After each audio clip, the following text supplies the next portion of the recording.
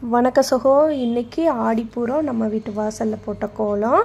காலையில் நம்ம இன்றைக்கி வெள்ளனை கிளம்பி லயன் மாரியம்மனை பார்க்கலான்னு சொல்லிட்டு போயாச்சு. அங்கே நம்ம போன டயத்துக்கே சரியான வரிசை. ப்ளஸ் சுமங்கலி பூஜை நடத்துனாங்களா, அதுக்கு டோக்கன் வாங்கிட்டு அங்கிட்ட வெளியிலையும் வரிசை நின்றுட்டு இருந்துச்சு. நம்ம உள்ளே போய் ஒரு 1/2 hour நின்றுக்கிட்டு இருந்தோமா. ஆனால் அங்கே திரை போட்டுட்டாங்க.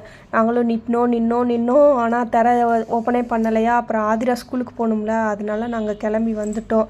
கிளம்பி சுற்றி வரும்போது நல்லா ஒரு வளையல் அலங்காரம் பண்ணியிருந்தாங்க. அப்படியே அங்கே வாயிலில் இருக்க அந்த அவங்க என்ன சொல்ல எனக்கு தெரியல, வாயிலில் இருப்பாங்களா அந்த சிலைக்கெல்லாம் அழகழகாக கண்ணாடி வளையல் தொங்க விட்டுருந்தாங்க. அங்கே ஒரு அம்பாள் அலங்காரம் பண்ணியிருந்தாங்க. அவங்கள நம்ம லயன் மாரியம்மனை பார்த்து கும்பிட்டுட்டு அப்படியே நம்ம வீட்டுக்கு கிளம்பி நம்ம வீட்டில் இருக்க அம்மன்களுக்கு நம்ம வளைகாப்பு போடணும் இல்லையா, ஆடிப்பூரம். அது நாங்கள் வருஷம் பண்ணுவோம். நிலவாசலில் வேப்பிலை தோரணம், பூஜை ரூமில் வேப்பிலை தோரணம் கட்டி சாமி எல்லாத்துக்குமே பூ வச்சுட்டு, நான் எப்பயுமே வெள்ளிக்கிழமைனா காலையில் சங்கரர் விளக்கு ஸ்டார்ட் பண்ணுறதுனால காலையில் போட்டுருவேன்.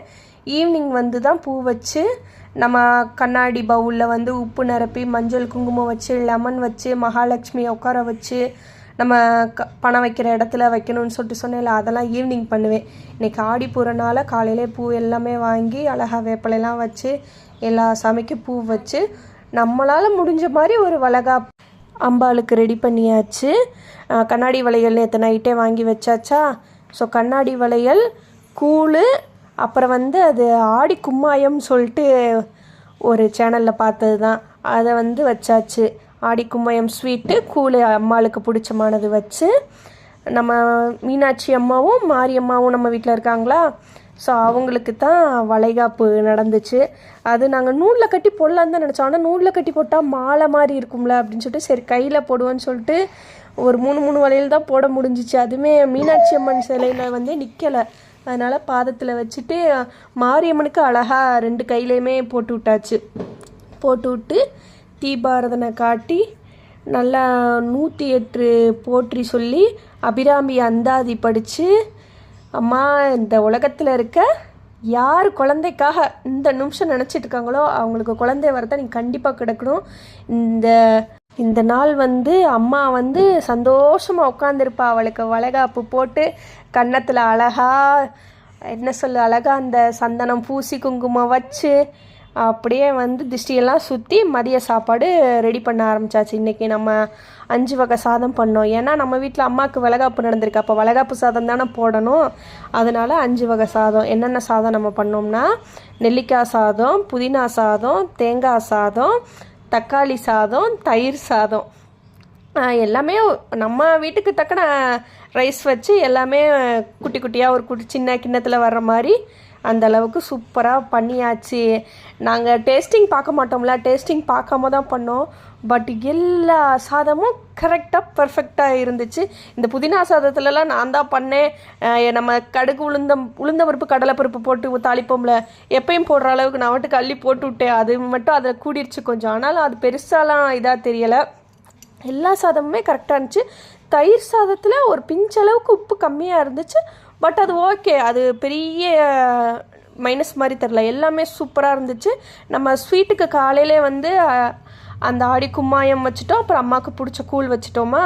ஸோ மொத்தம் 7 கணக்குக்கு மதியம் 5 சாதம் வச்சு ஒரு துவையலும் அரைச்சாச்சு. ஒரு புதினா மல்லி போட்டு ஒரு துவையலும் அரைச்சாச்சு. அது நம்மளுக்கு சைடிஸுக்கு. அப்புறம் ஆதிராக்கு பொட்டேட்டோ ஃப்ரை பண்ணியாச்சு. அந்த மேடம் இதெல்லாம் சாப்பிட மாட்டாங்க. அதனால் அவங்களுக்கு பொட்டேட்டோ பண்ணி அம்மாவுக்கு அழகாக தட்டில் கூட்டி கிண்ணத்தை வச்சு அப்படியே அழகாக வரிசையாக 5 வகை சாதம் வச்சு சூப்பராக இருந்துச்சு. அப்படியே மனசு நிறைவாக திருப்தியாக இருந்துச்சு. இத்தனைக்கு ஃப்ரீ பிளான்லாம் இல்லை, இந்த தோணிச்சு செஞ்சோம் அப்படின்னு இருக்கும்ல, அது மாதிரி தான் இந்த இது அம்மாவுக்கு. ஆனால் ஆடிப்பூரத்துக்கு கும்பிடணும்னு சொல்லிட்டு எப்போ இருக்குது, நம்ம இப்படி தான் கும்பிடணும் அப்படி தான் கும்பிடணுன்றது எனக்கு தெரியல. ஸோ ஒவ்வொருத்தரும் வீட்லேயும் ஒவ்வொரு முறையில் கும்பிடுவாங்களா. நம்ம வீட்டில் மனசார நம்ம பண்ணுவோம், அம்மாவுக்கு பிடிக்கும், அது நல்லா அமையும் அப்படின்ற கான்செப்ட் தான் எப்பயுமே. அதே மாதிரி நல்லபடியாக பண்ணோம், நல்லபடியாக எல்லாமே அமைஞ்சிச்சு. அது ரொம்ப சந்தோஷமாக இருந்துச்சு. ப்ளஸ் நம்ம ஒரு அம்பாளை கும்பிடுறவங்ககிட்ட நீங்கள் கேட்டு பாருங்கள்.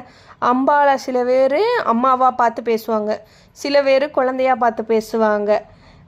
சில பேர் ஃப்ரெண்டாக பார்த்து பேசுவாங்க. எனக்கு வந்து அம்மாவை வந்து இன்றைக்கி வந்து நம்ம வீட்டுக்கு வந்த ஒரு பொண்ணு, அந்த பொண்ணுக்கு வளைகாப்பு பண்ணி அதுக்கு என்னெல்லாம் பண்ணுவோம் அப்படின்ற மாதிரி ஒரு இப்படி ஒரு ரொம்ப சந்தோஷமாக நம்ம வீட்டில் ஒரு வளைகாப்பு ஃபங்க்ஷன் நடந்தால் எப்படி இருக்கும் அந்த மாதிரி ஒவ்வொன்றையும் பார்த்து பார்த்து செஞ்ச மாதிரி அது நல்லா இருந்துச்சு. அம்பாள் இருக்கா அப்படியே உணர்ந்தோம் அப்படின்ற மாதிரி இருந்துச்சு.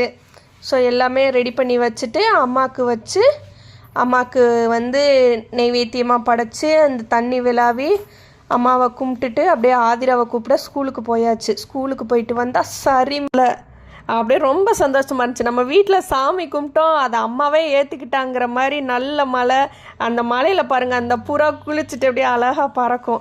அப்படியே ஈவினிங் வந்து மழை நின்ன பிறகு நம்ம அம்மா வாடிப்பட்டி நாகம்மாவை பார்க்க கிளம்பியாச்சு. நம்ம அம்மா வந்து என்றைக்குமே ஜென்மத்துக்கும் நன்றி கடன் பண்ணணும். ஏன்னா 2 வருஷம் குழந்தை இல்லாமல் இந்த அம்மா கிட்ட போய் அந்த கயிறு கட்டிட்டு வளையல் போட்டுட்டு வந்த பிறகு தான் குழந்தை ஆதிரா கிடச்சா. அதனால் அந்த அம்மாவுக்கு நன்றி சொல்லிவிட்டு அந்த அம்மா கொடுத்த பிரசாதம் புளியோதரை, பொங்கல், புட்டு, கத்தரிக்காய் நல்லபடியாக சாப்பிட்டு இந்த ஆடிப்பூரம் அம்பாள் அருளால் நல்லபடியாக